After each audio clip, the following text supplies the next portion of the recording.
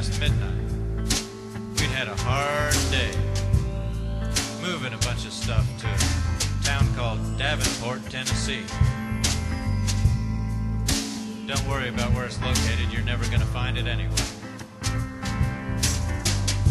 Ain't nobody living there but a few rednecks.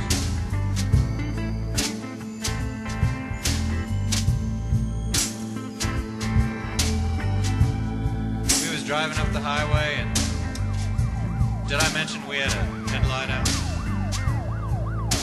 If I failed to mention that very important detail, I need to make sure that it's included, because the headlight that we had out was the reason why the cop pulled us over. Walked up to the car and he says, "Kid, are you aware that you got a headlight out?" And I says, "Well, yes, sir. We were hoping to rectify that at the earliest available moment." And he says, "Well, kid, let me see your driver's license." And he says, "Well, yes, sir, officer. I have the greatest respect for the law. Here's my driver's license right here." And I hand it over to him. And he takes it. And he walks back to hang out with his cop friends back in their car.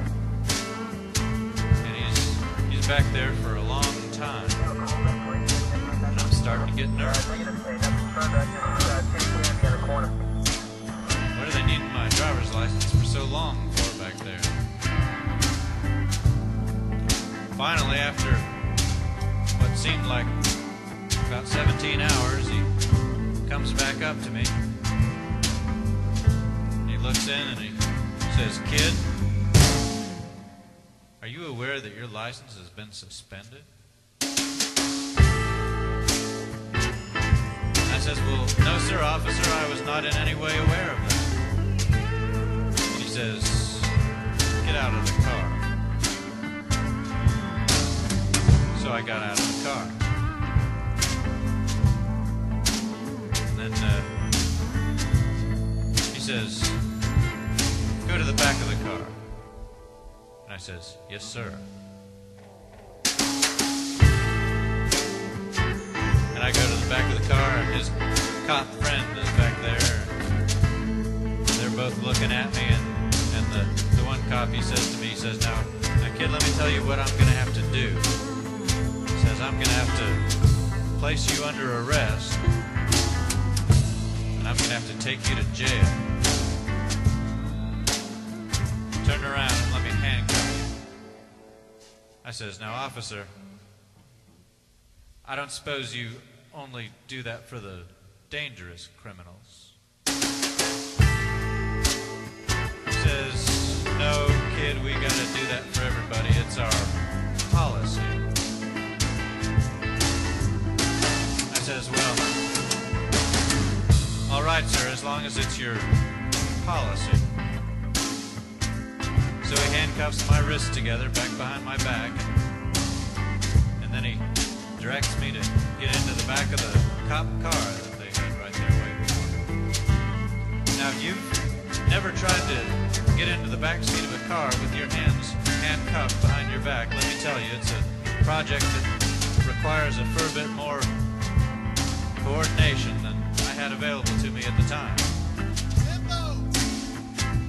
It was kind of like having to crawl underneath one of them limbo sticks that they got out onto the beach parties, where you got to bend over backward and go under the stick without making it fall off of the thing there after everybody's had a couple too many beers. So I hadn't had any beers, and I still couldn't get in without bumping my head on that wire cage.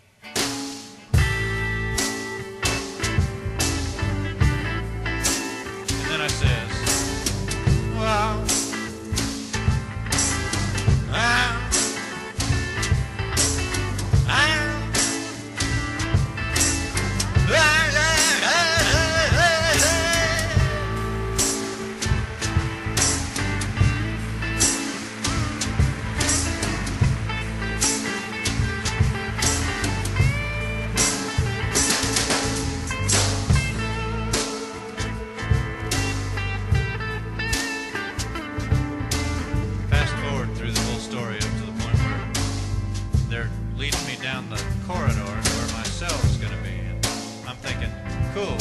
now I'm about to get a good night's sleep.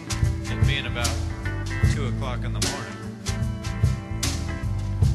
And they're leading me down this corridor, and there's about 3 or 4 cell doors on the corridor. And down at the end of the corridor, where it's dark, I see this cell door, and it's standing open. And I'm heading for it. I'm thinking, surely that's my cell down there at the end with the door open.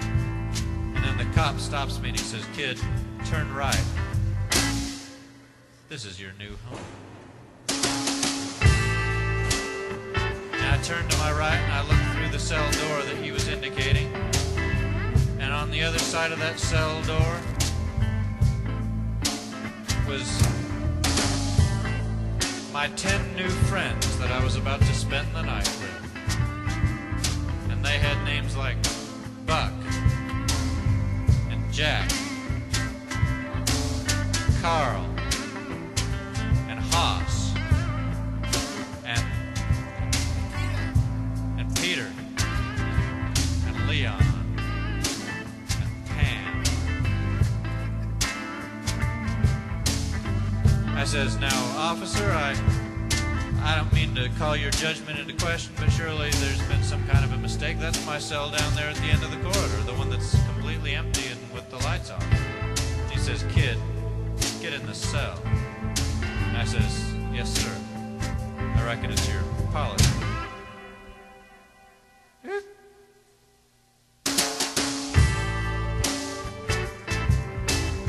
So then I had all kind of crazy adventures that night in the cell, and then the next morning come around and they woke me up, and I was thankful not to have been in any way sexually molested by my new friends and roommates with names like Buck, Haas, Dick, and Pam,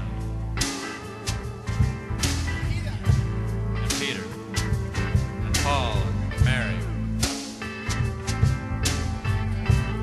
So then they led me back out the corridor to where my friend Rhonda had come back to bail me out. And there, standing there with Rhonda, was my new friend, Laura Evans, my bail bondsman. And I says, "Hey there, Laura Evans, you sure is the prettiest thing a feller ever seen after a prison term. What say we get better acquainted?" She says, "I reckon you got a sense of humor hid in there somewhere, but I ain't seen it yet." I says, "All right, what do we got to do to spring me out of this joint?" Because you see, by this time I had done picked up the lingo. So then I had to fill out all kind of paperwork, all kinds of autobiographical information for the bail bonding company, so they knew where to get a hold of me just in case I decided to cross state lines, have an escape.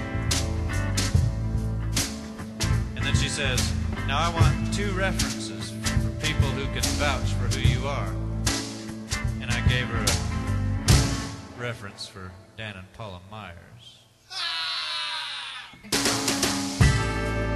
And then she says, "Now, all right, I need a second one, and this has got to be somebody that I can call on the telephone."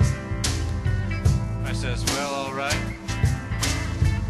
Why don't you call Pam Garveling? Here's the phone number." And what do you know? She whips out a cell phone and dials the number. Right there in the jail. And she says, "Hello, is this Pam Garveling?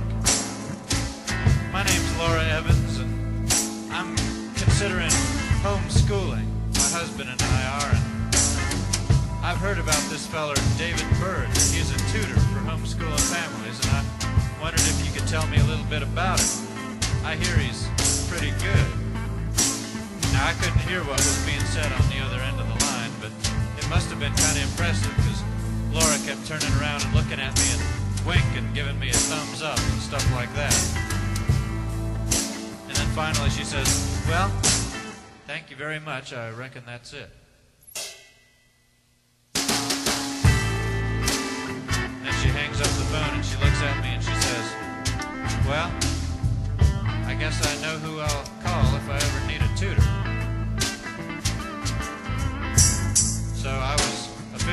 sprung out of the joint. And then Rhonda and I drove back home. She was apologizing the whole time for getting me stuck in the jail cell. And I said, Rhonda, don't feel bad. You're not the one who suspended my driver's license. The state of North Carolina did. Well, the upshot of it all is I ended up in my own living room, in my own house, in my own neighborhood, with 45 minutes to spare before my homeschool students assembled to hear what droplets of wisdom were going to come falling out of my mouth. So I grabbed me a shower and changed clothes and got ready to share with them the story of the Walker County, the Van Buren County lockup. Just the way I done laid it out to you right now. With strings and a chorus and full 12-part harmony. Just like I just presented it to you. In fact, just waiting for it to come back around on the guitar.